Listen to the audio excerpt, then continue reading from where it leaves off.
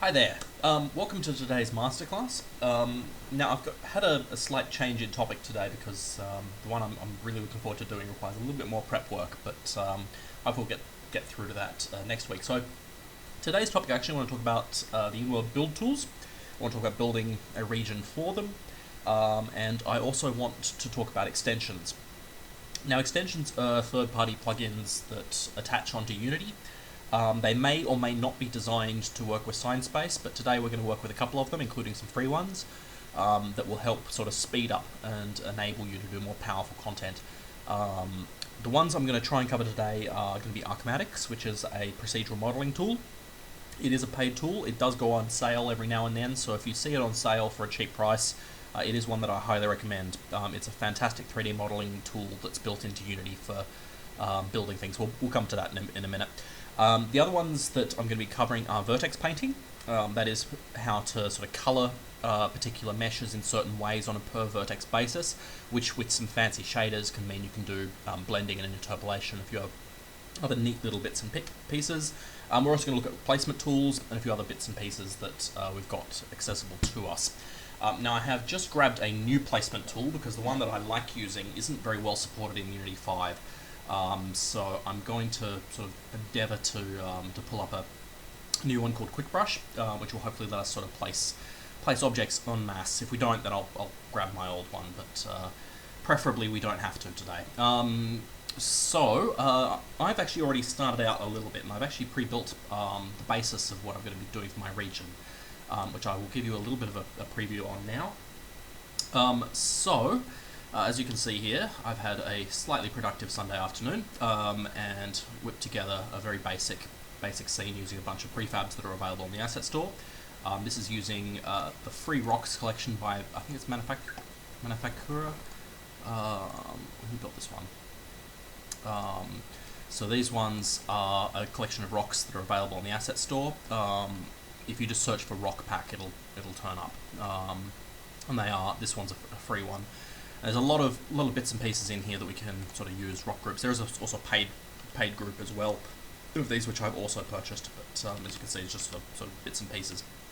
Now, when I originally grabbed all these pieces, they were quite small, so if you grab sort of something like that, it's not terribly huge. And what we've done is we actually just scaled and duplicated and copied en masse, so you can actually see that I've grabbed a lot of rocks and I've mixed and matched quite a few pieces of them to sort of build this wall area. The other thing I've done is I put down a terrain and I painted it. There's two textures here.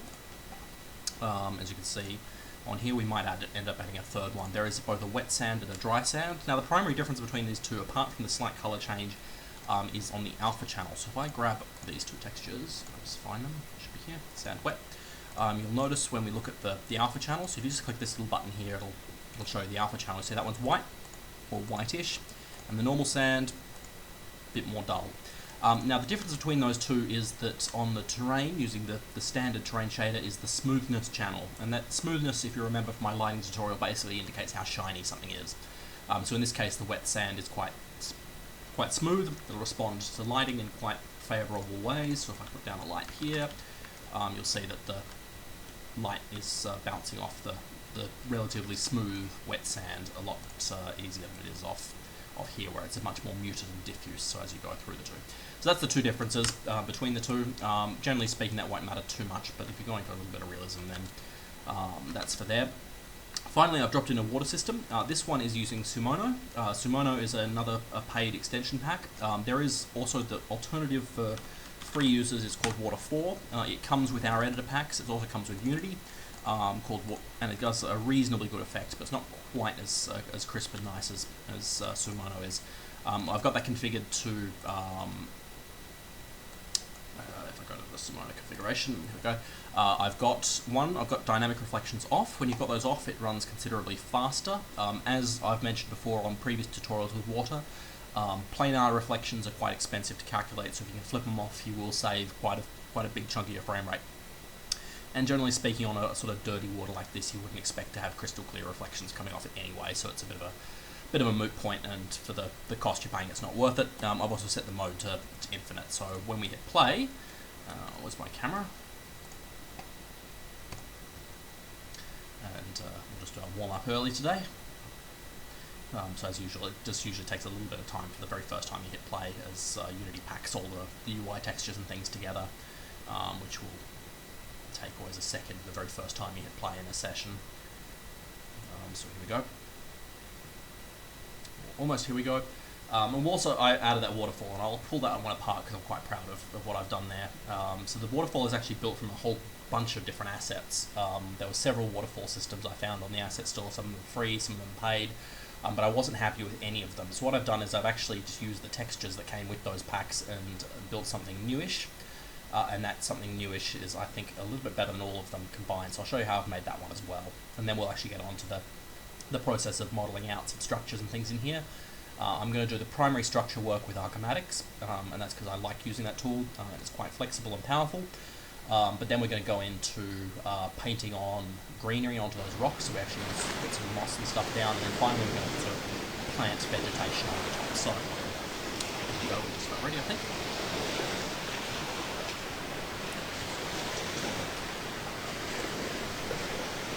Okay, so we now got our water scene. I'll grab the camera. So let's start pushing this one.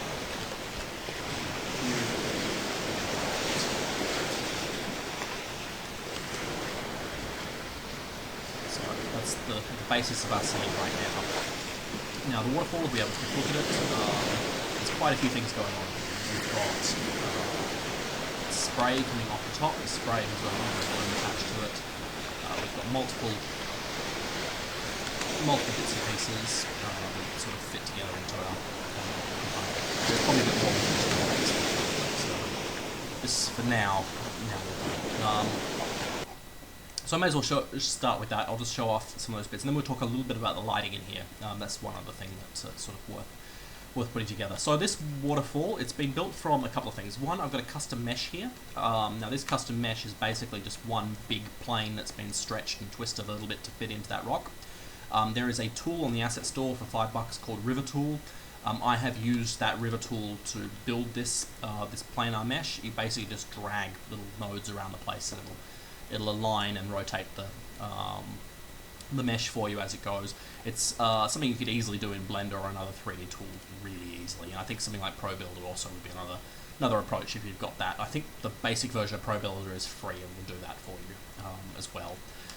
So we've done that. That's the first thing we've got. The second thing we've got is I've got a bunch of prefab little meshes in here as well. So this one was actually modeled in a 3D app, and it came with one of those waterfall packs, but I've ripped it apart since. So I've just used the mesh here. This one's just very simple. It's just, as you can see, a simple plane that drops down, and I've reused that one here as well at the bottom. So even though it's sort of going way under the ground and we're only doing the top, it's still all there. So that's the basics of those guys. Now to animate this, I have used an animator. So you can see there's an animation track on here. I'm animating both the primary and the secondary maps at slightly different speeds.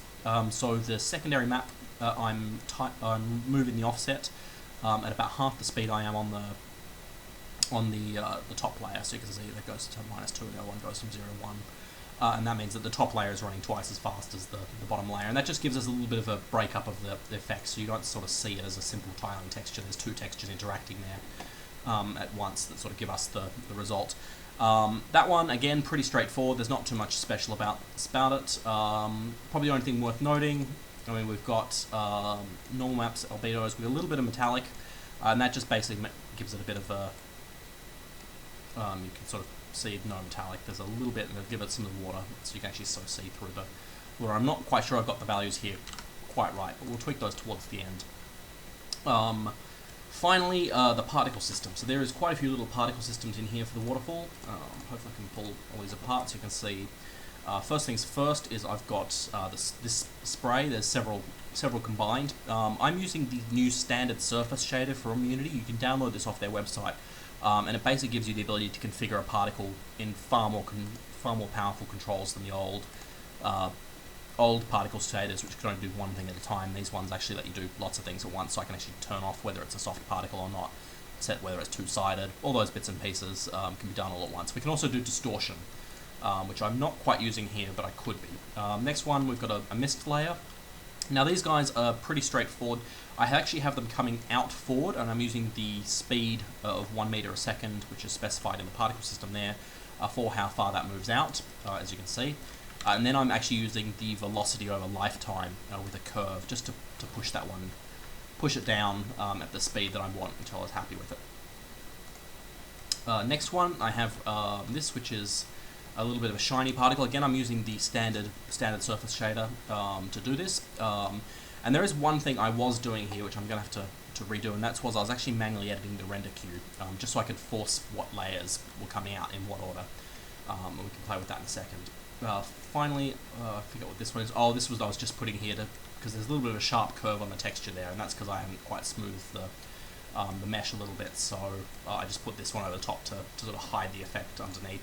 Same there, and down here we've got a mist, basically where it hits the bottom, another mist there, some more spray. So I'm just going to go to these materials, I'm just going to manually set the renderer. Now, the reason I'm doing this is because there is so many materials running in and out, you actually get lots of Z-fighting. Well, not necessarily Z-fighting, but they sort of flipper in and out because the order's constantly changing on which particle's in front. So I'm actually manually specifying the draw order. So what I'll do is I'll set the mist. The mist will go in front. I'm just going to edit the render queue here. So I'll say that's to 310. That means the mist is now always going to be in front. We'll say the droplets. Those probably actually should even be in front of the mist. So we'll say that to 315. Ripples, we'll leave that alone. Splash on it. We'll set the stream, we'll leave that to 3001. Okay. And that basically just defines the order. So everything in the scene is rendered in the render queue order. So it'll render one after the other in the right order, and things will appear as they should. This is a particular problem with particle effects, just because there's so many objects, and if they're big systems, they're interacting with each other. You don't want them sort of flipping around and looking weird. Transparency rendering has always been a little bit funky in computer graphics, but this is a quick way of getting around that problem. Okay, so we've got, that's the waterfall system we've built, and now that we've actually changed those layers, the appearance of the waterfall might have changed a little bit too. So I'll just quickly save my scene, and give it a second, and we'll hit play again.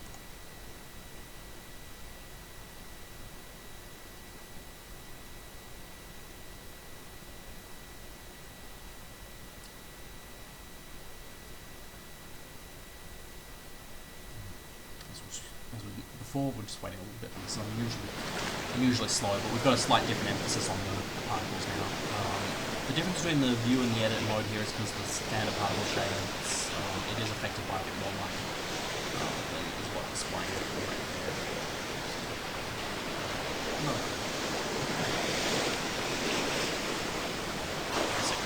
So that's our waterfall. I think it looks fairly good. And you can sort of easily copy that thing together later on quite simply. Okay, so first things first is we're going to actually build some structures. Now, what I was aiming to do was actually build a sort of series of walkways along here. Now, this is the kind of thing that's optimal for Archimatics, because Archimatics basically lets us build procedurally. We can build a sort of template and then warp that template around the place. So the first things first is we're just going to add, open up Archimatics and add a model to the scene. So we've got here to the graph editor. If you bought Archimatics, it just sits there in the window menu bar. Okay, so here we go. We've got our basic Archimatics window, and we'll just create a new model.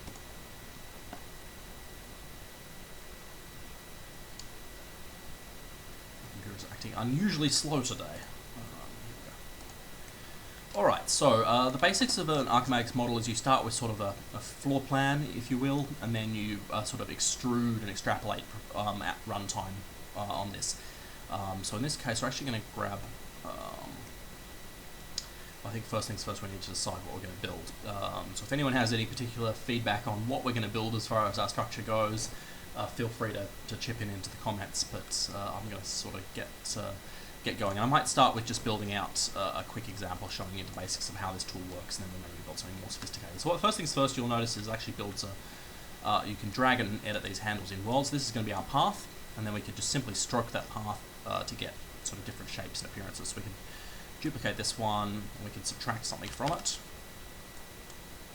And I can use a shape merger tool to actually do constructive solid geometry on the 2D paths. So we'll grab that one, I'll set it to negative, and then what we can do is we can actually just go offset that. Have a look at here, and you can see now that we've actually extruded the path. So this, the highlighted, the darker area is the actual model, and then we can sort of tweak these to indicate what is. Actually, I think it's the other way around. It's the other model. You can sort of see in the bottom of the shape preview. So it's this area here that'll actually be the model, and if we actually extrude that one up,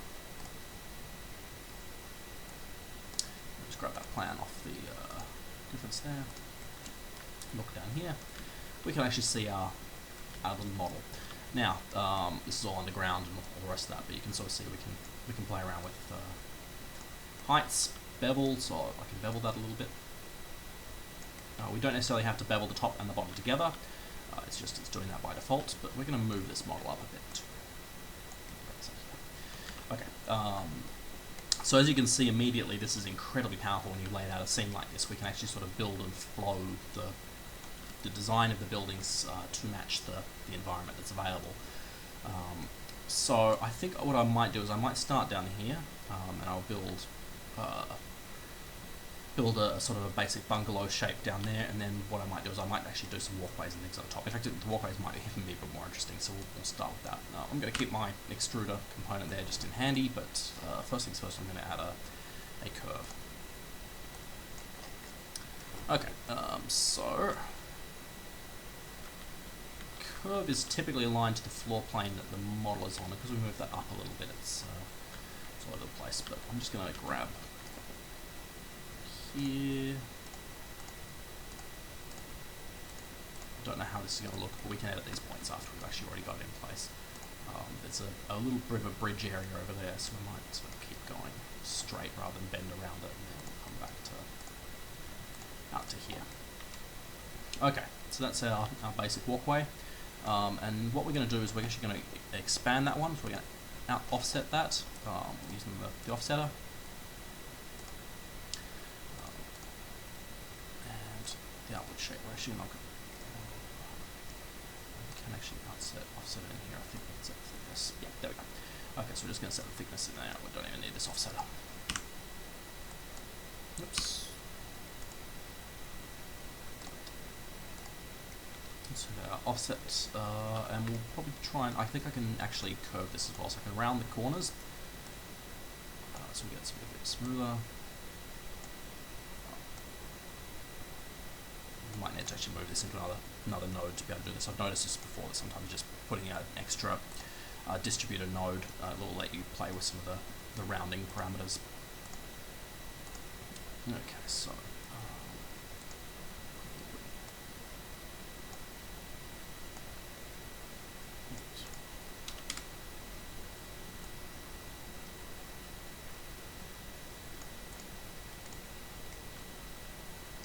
beginning to round, but it's not really close enough. So we'll see what's happening here.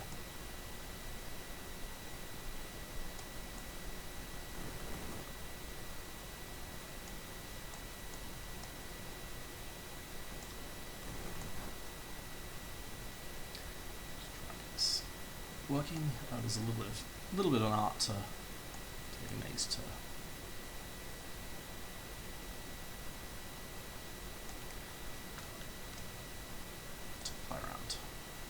get the results we want.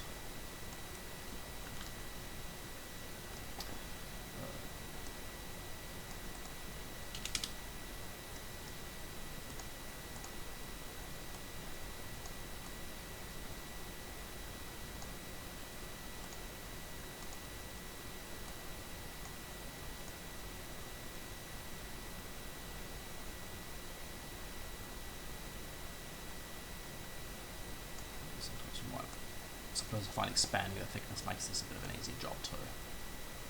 Oops.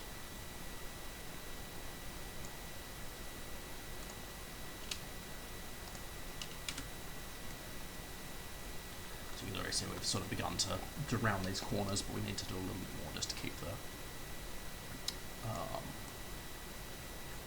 oops. Got that.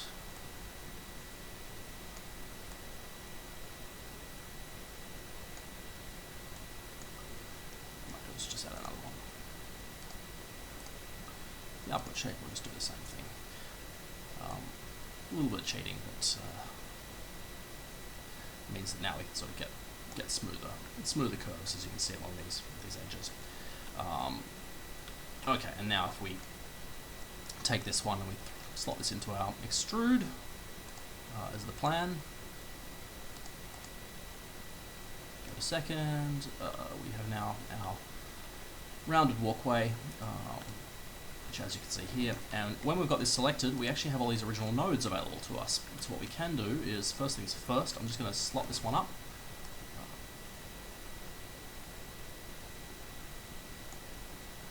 Make sure this is high enough, but we'll see. Maybe. Okay, so first things first, I've screwed up where the waterfall position is, so I will just move this to here.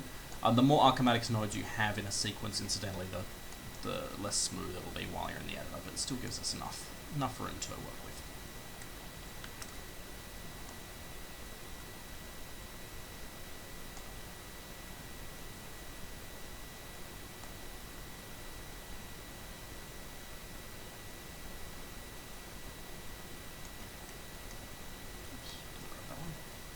Those little blue dots, if you haven't noticed them, actually let us grab a point halfway between the two, so we'll actually insert a new point if we need to.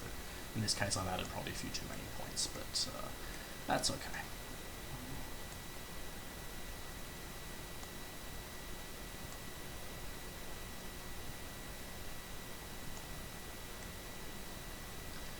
There are also a whole bunch of extensions for archimatics to add new node types and things in addition to what's available and what's actually built in.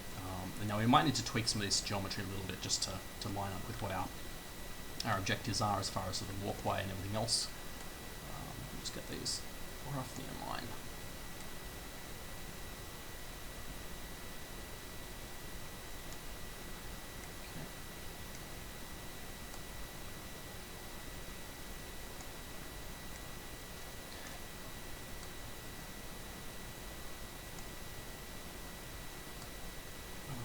Run this a little bit outside that rock. It's supposed to be interesting.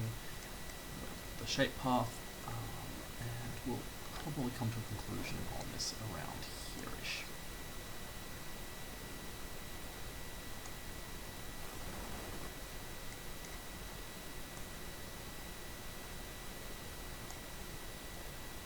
Now we can actually then combine this to make our nodes for sort of a larger platform area, which is what I'm going to do. Grab this, move it over here, and this whole area I'm actually just going to override with an extra shape node that I'm just going to merge into this where we've got these parts here. And I might do it just here for the rounding. So to do that, we just add a shape merger, which is over here. And I'm going to grab, I guess we'll do some circles. It's the easiest one to do.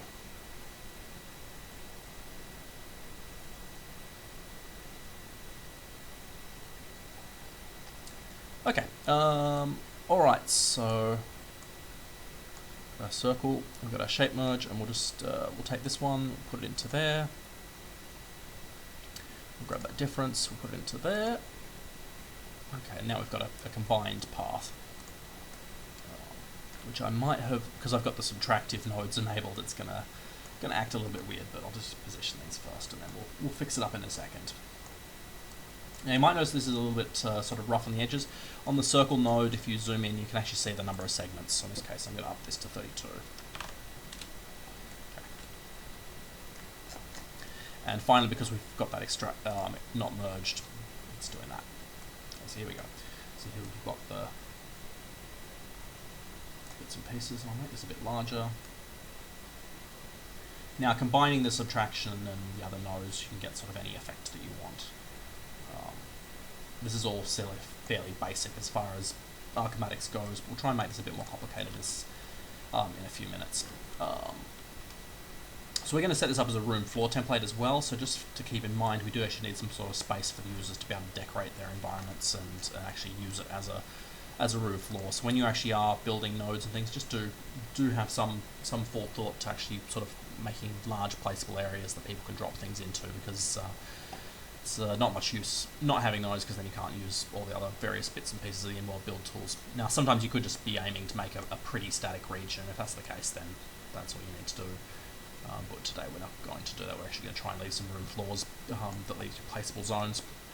Let's grab that, and I'll just do a smaller one of these over the other side. So I'll just grab that, copy and paste. Give it a second. Smaller circle, and I'm going to move this one over to here. Oops, that's slightly wrong. And I'm just going to put this one into there as well. And instead of subtracting, as is what it's done, I'm just going to set that to merge, which is what that different color does.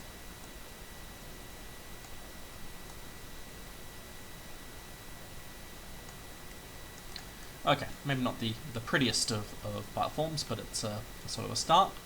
I had a comment there to put a rope bridge in there, and that's actually not a bad idea, and I might come back to that. So what we might do is, what we could do is we could actually just subtract a little bit from the mesh in the middle there. So to do that, we'll just grab a new rectangle node, which is now in the scene somewhere. And we will move that around.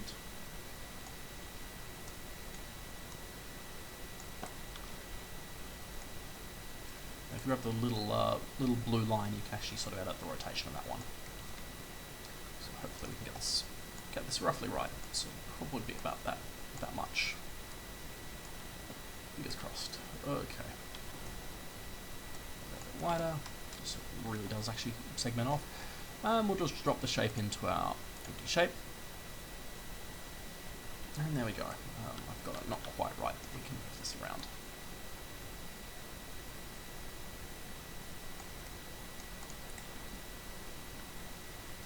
Okay, that is our very basic two sets of platforms.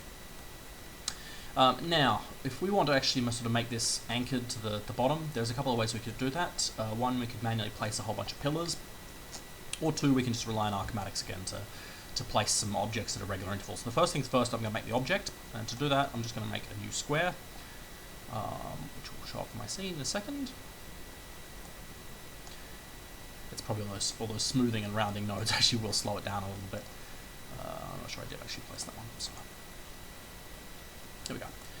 We've got our small little one. Now this is probably still a bit too big, so we'll just change the size manually. I'll just set this to 1 by 1.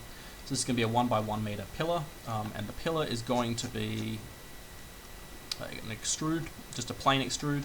There is some more complicated extrudes we can do sort of on paths and bevels and things, but so we can actually do a proper lathe using the sweeps and other tools. But for this one, we'll just grab here and we're just going to do it a very plain structure, and we'll just make this quite high. So the height, as you can see here, we've got our basics. So this is just a simple extruded object built from 2 components. And finally, we're just going to use a plan repeater. Now this will actually let us repeat the object over a sequence. So we'll grab the same path we've got already. So I'll just grab that one, and I will map it into the plan. And I'm going to set, actually I'm going to need to use a different repeater for this one. There's the actual object repeater because I've already built the object. So just look for the mesh repeater or plan repeater, there we go. Okay, so same process. We'll grab the plan and we'll wire that to there.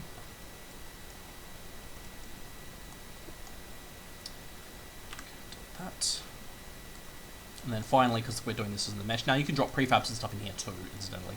But we've got the output mesh from our pillar, and I'm going to put that into the node mesh.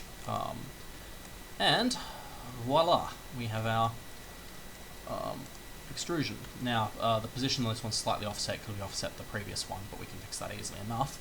But what we can do here is we can actually edit these as we're going. So you can see here, this is the original, the first element sort of got moved in here. We can change the height. Oops, sorry, I'm playing with the bevel instead. I think this one might be the height. Yep, there we go. So I can actually set the height of where we want this to go.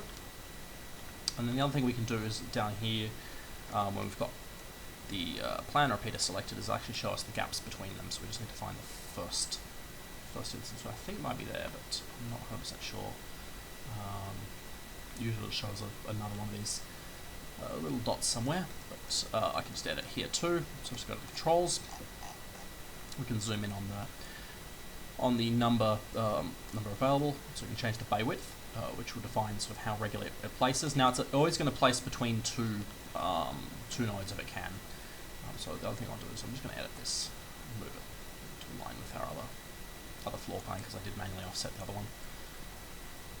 Okay, that's roughly right.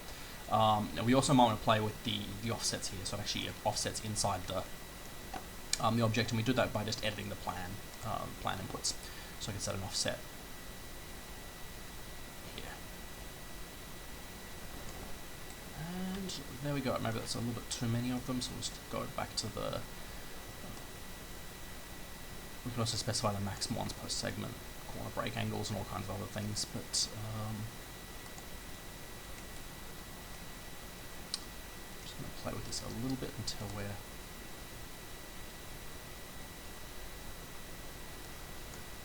happy with Alex. Not quite sure how many we want to have, but guessing that will probably do. So we've got the starting points of our environment here. Now if we want to sort of add a roof, we can do that as well. We can add a roof, we can sort of inset bits and pieces. There's actually a new tool that's in Archimatics which does inflation and a bunch of other stuff, which I haven't actually had a good chance to play with, but I know you can do sort of nicely crowned roofs and things using this tool. You can also use this tool for terraforming, so if you want to sort of terraform roads and things, you can use it as a way of doing it. It is a thoroughly great tool, and if you do have the cash available or see it on sale, then I do recommend picking up Archimatics, because it does just make building like this just so much easier. Okay, so next thing I want to move on to, we'll come back to the sort of the building and the structure side of this. We can texture it and all the rest of it, but I'm just going to close that out for now, because I'm going to presume we're kind of happy with that as a basic starting point. Next thing is these objects. Now, I actually don't want this to be a big rocky wasteland. What I'd like to do is actually get a bit of greenery onto the rocks, and the best way to do that is a tool called Vertex Painter. Now, you can get this off GitHub. Just search for Vertex Painter, Unity 3D, and maybe GitHub as well on Google, and it'll turn up. Now, the Vertex Painter basically lets you store extra data onto a mesh. So to do that, we just go for Window, Vertex Painter Pro. Now, you need a shader that works with this, and we'll set one up in a moment. But for now, we'll just do it for visualizers. What I'm going to do is I'm actually going to start with this one. You can see this is our object. I'm going to make it active, but first things first is I'm going to fill it with black. So I'll set to black and fill. Now, next one we'll do is set this active, and I will paint with white. Or red, perhaps. So now I can go... should be able to go.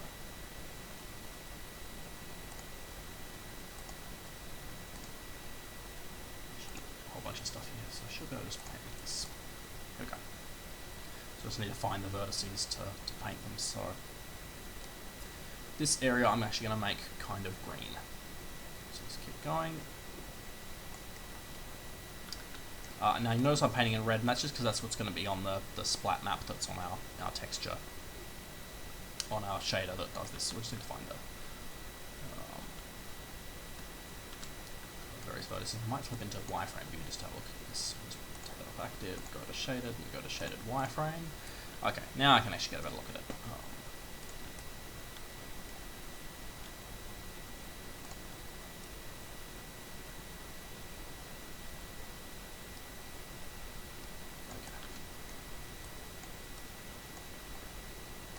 Now, because this is working the same way, basically, that terrain textures are splat mapped, you can do the same stuff with sort of height blending, which I think we covered in a previous tutorial, sort of height blending, terrain shaders and things. All the same principles apply here. This is basically just reading the splat map from the vertex colors rather than reading it from a texture, which is both a little bit more lightweight, and it's also sort of very easy to work with, because when you're working with a terrain like this one, it's pretty straightforward. Okay, so we've got our selected object here. It's got its splat maps attached to it. The first things first is we just need to add change the material. So I'm just going to change off the show vertex data. As you notice, this is unchanged right now, but it's about to be. So this one's called Rock 5. I'm just going to get those materials up because we're going to swap the shader to the one that comes with it called Vertex Painter, and we're going to do a specular 2-layer. Now it comes with a whole bunch of different splat map specific shaders. I've only unpacked 2 of them here because it can take a while to import. So actually when you import the package off GitHub, just be aware that it'll probably take about half an hour to actually build all the various sub shaders and things, and I only had time to do the ones I was thinking I'm going to use today. So this was Rock 5. I'm just going to set that into the normal, onto the albedo and height. Rock 5 normal map. And that's, I might even just use the plain vertex shader splat.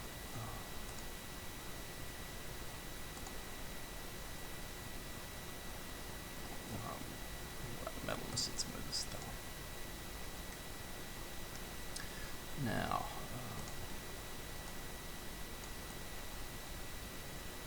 so that's where this is going to show up.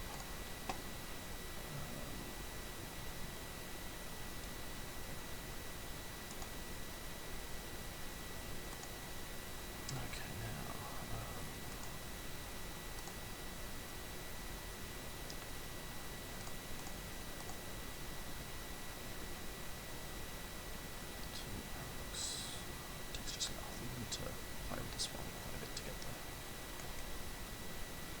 But it's also possible because this one's missing height.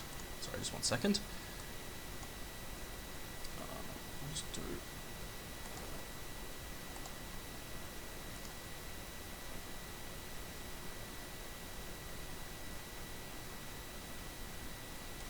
It's the first time doing this project, so I may have screwed something up, but I'm hoping not.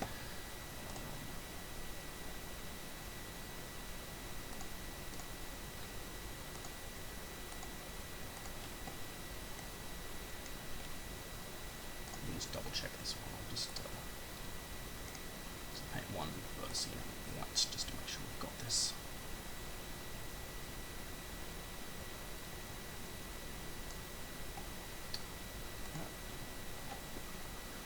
Okay, let me try and fill in the rest of them as well. So I'll just go brass.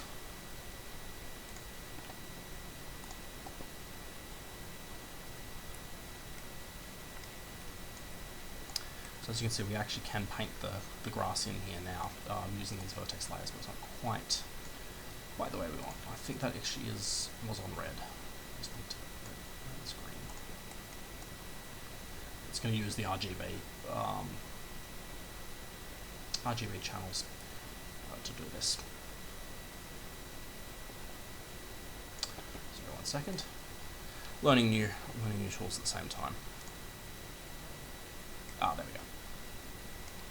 Okay, now this one actually isn't looking quite so hot because the texture has been quite optimized for that rock. So we're actually, because this is using a triplanar projection on here now, we're actually going to need to swap this out with probably a different rock texture. So just grab a different one that kind of works. There we go. We're getting closer. As you can see, we've got our bed. So paint this. Oops.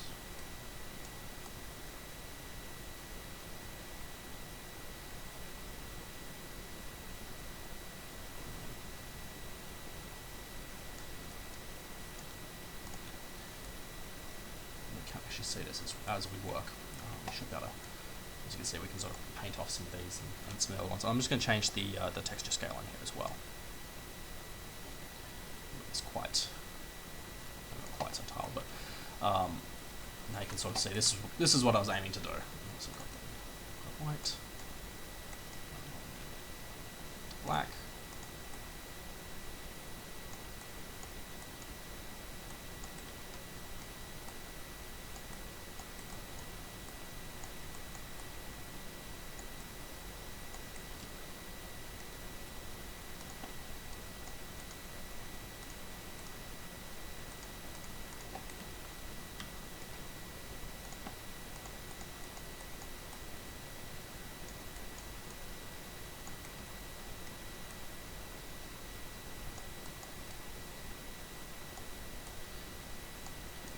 a little bit more interesting.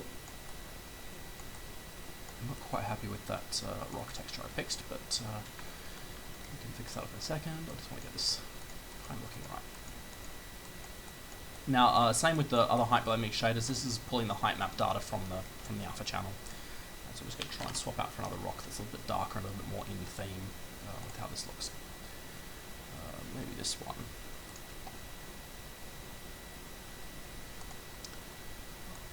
Actually has a normal map attached to it. Not much in the way otherwise. Let's have a look at the alpha channel. No alpha channel, so I'll just give it an alpha channel of grayscale.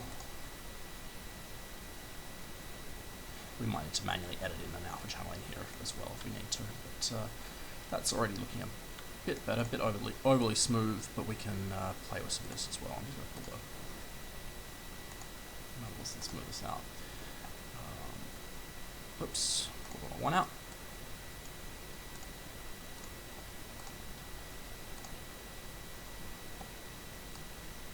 And it's not going to be very smooth at all. Okay, that's the first rock done. Now you notice everything else is using the same material, is going to have the same sort of impact, so I guess you're going to have to edit quite a few of these to do what we want, but hopefully won't take terribly long.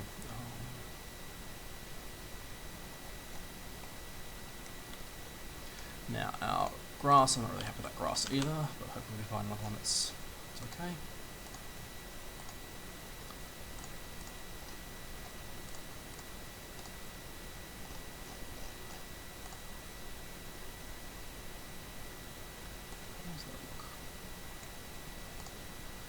Terrible, we're just going to pull the smoothness out of this one as well.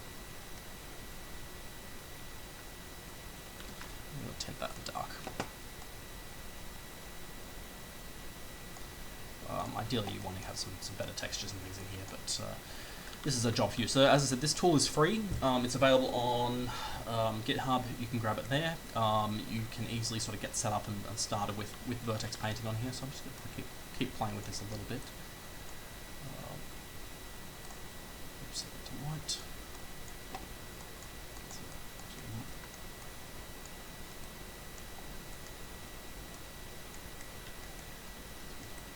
Darken this one.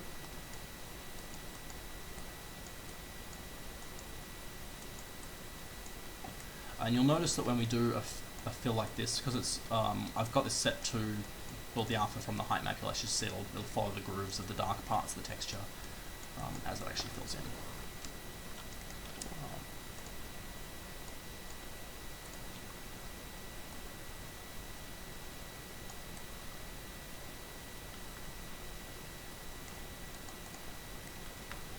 Okay.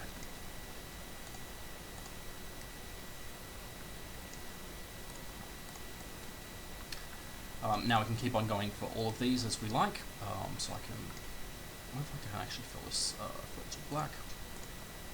Fill to black, and then if we want to actually merge this with this this one, we can actually just keep on painting. Now.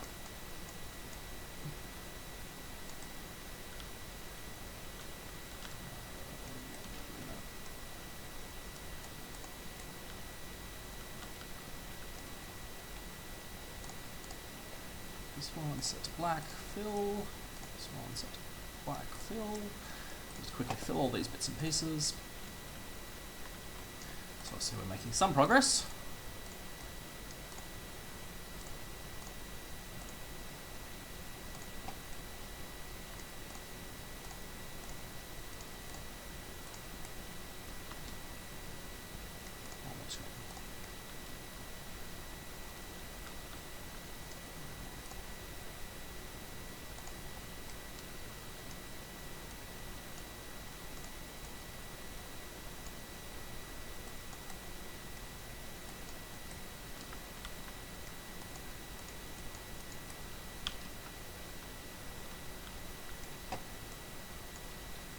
This makes it a bit larger too.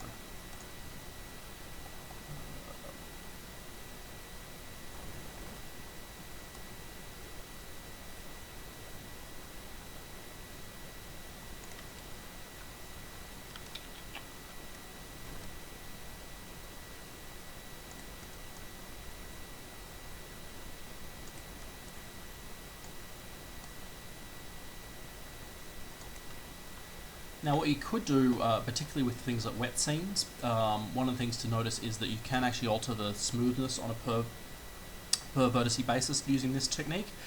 If you do that, what that means is you could make wet areas that are quite smooth, because what happens when water comes in and falls into me, it sort of fills the surface, so it ends up very smooth, which is why it reflects light so perfectly.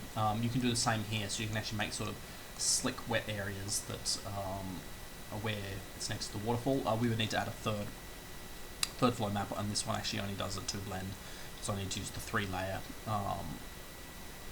shader to actually get more than what I've done here, but you can certainly do that. So you can actually set the smoothness for one of them up to quite high, and you can see immediately that sort of looks a bit wetter. In this case, it's a bit unnatural looking because grass doesn't tend to look slick like that, except when it's drowned. But for rocks and things, it actually can. So we can actually sort of smooth out that rock, and now it sort of looks a bit more natural, and then the grass is dry by comparison. Just something to sort of play with, but it is a useful technique, because even if you're using the same textures, you can sort of define between where is and where is not smooth. And also play around this, so it controls how the interpolation is. We want it to be quite crisp actually, so let's set that up to high. Okay, next bit to go is quick paint. Now I haven't used this one before. I presume that it's going to show up somewhere in my layouts here. So I'm just reading through the back scroll of questions. Okay, so wavy type vegetation. We'll actually get to that in a second, because we've got a couple of minutes left, and we'll actually come into that. The easiest way to do that is just use a shader. So for wavy type vegetation, now you could use it to paint the waviness of vegetation. That is an option if you want to use a tool to do it. The key thing is you just need to read the vertex color in the shader, and then use that to apply whether or not to have it wavy. Now, wavy type vegetation, there's a couple of ways to do that, but let's just drop some vegetation into the scene. So I'm just going to grab, I think there's some good grass in here, but they're quite good. I've got a lot of objects in this particular project. I think maybe called weed. Look at these just very quickly. So I've got a couple of these guys. We'll just drop these guys in. If we sort of rapidly build up a scene, now this is one way of doing it, which is lots of things all at once. Now I did grab this tool, and I do need to find where it is hidden itself. Aha, quick brush. There we go. Okay, so this tool, in theory, I haven't used it yet, should let us sort of rapidly place things like what I was doing a second ago. And to do that, I think we just need to drag and drop some prefabs in. So I'll just grab all these guys, a few of them, and I think there's some other stuff in here that might be quite good. And that with you. So look what we've got to play with. Creepers. Oh, we will play with that in a second, but we've got these guys.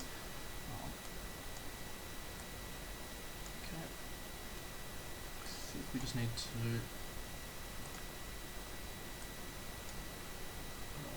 so use brush, click and control, hold down control and click. Okay, so here we go. So let's go. That's quite nice, because there's a sort of thick vegetation almost immediately. I'm going to undo that paint though, because it was a bit too much. So I think we just need to set the radius up higher, and I'm going to set the spacing to quite a bit higher. Okay, so let's see how this goes. Okay, I think I can change the scale. So I want to set uniform scale. I'll do a randomness with that. Sometimes you can, sometimes you cannot. So just set the, oh I see, yes you can. So set the scale there. There we go, now these are going to be randomly placed on the scale front.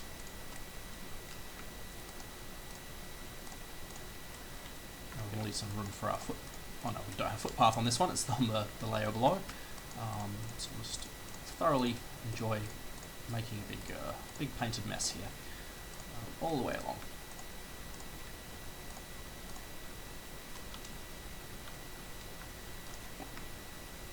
Let's try and follow where we've got the greenery.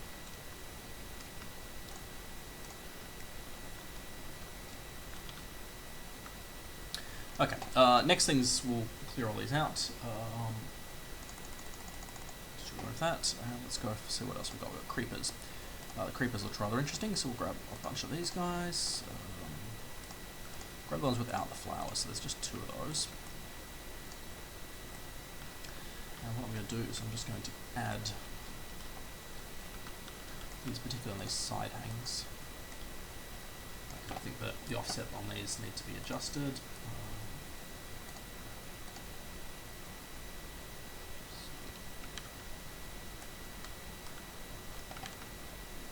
We'll set the offset needs to be minus 90 to minus 90. Nope, got one. It's always nice if people can sort of align their objects towards a certain direction. So as you can see there, it's sort of offset, whereas I need it to go sort of sideways. So maybe that one won't plan particularly well, but we can sort of play around with some other bits and pieces and see what we've got those. Okay, so brush. What have we got here? Ground brush. This has come from an editor pack called I think Left Island.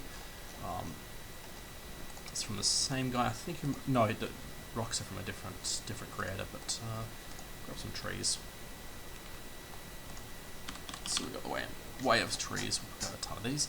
And incidentally, when you search on your project view, you can actually use additional keywords to try and find stuff. So in this case, I'm going to put T:prefab. That means it's going to find only prefabs named tree. That way we can exclude out a bit of the stuff we don't want. It's just a useful trick when building these things. So we'll just keep going through. So something interesting there. Not quite appropriate. Let's see.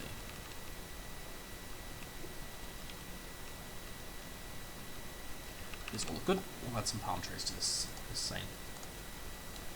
Grab all of those. Mine's just up to 0. Whoops. 0, 0. Okay. And to boot these guys, we're just going to add them to the ground.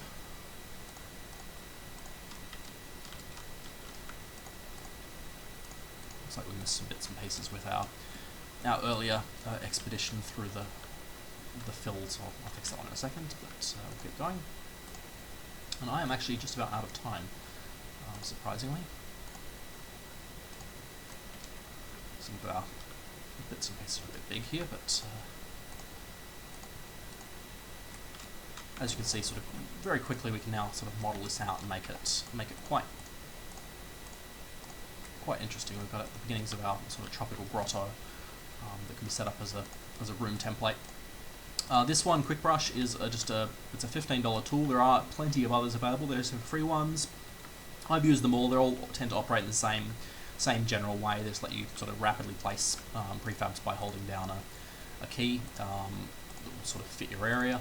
As usual with space, if objects are copies of another object, that is to say you've got 2 copies of the same object in the scene, they won't count towards your size limit. Only the first one will. And the second thing is that actually it's quite efficient to do it that way because things can batch an instance, which will give you some sort of performance speed-ups for doing things in a particular way. I'm about to go start my office hours in just a minute because unfortunately we are out of time. But what I'd like to do is probably come back to this scene again, maybe if not next week, maybe the week after, to actually sort of finish up the room floor bits and pieces and show how that can be done. But for the basics, here we are. We've sort of decorated a scene, made it look a bit interesting, and hopefully I've showed you some new tools and extensions to Unity that you can use with your space scene construction that will make things easier for you and let you produce a better looking result fairly quickly. Alright, thank you guys for listening, and I will be starting my office hours in the Welcome Centre in about 1 minute. Thank you.